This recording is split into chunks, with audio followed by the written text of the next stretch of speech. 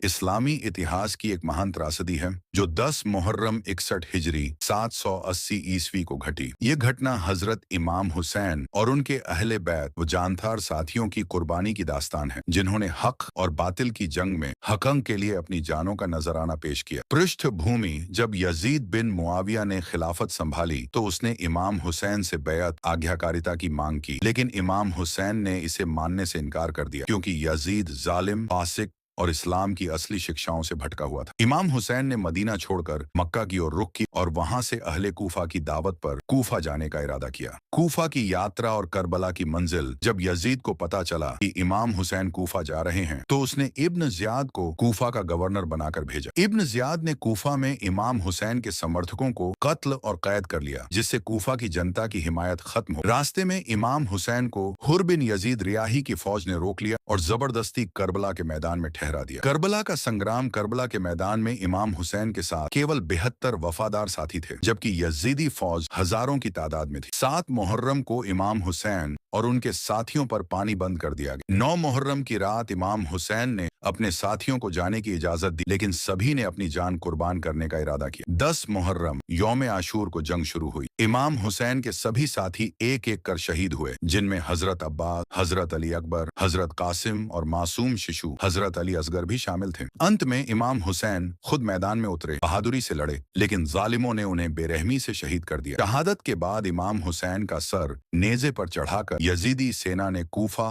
और फिर शाम, दमिश्क की ओर रवाना किया। उनके अहले हरम परिवार, जिनमें हजरत जैनब और इमाम जैनुल आबिदीन शामिल थे, को कैद कर लिया। करबला का संदेश: वाक़या करबला ने हक और बातिल की जंग में कुर्बानी, सब्र और हिम्मत की बेहतरीन मिसाल कायम की। इमाम हुसैन की कुर्बानी ने दुनिया को यह पैगाम दिया कि जालिम के सामने झुकने से बेहतर है कि जान दे दी जाए। यही वजह है कि करबला की याद आज भी जिंदा है और इमाम हुसैन को सैयद उश शुहदा, शहीदों के सरदार कहा जाता है।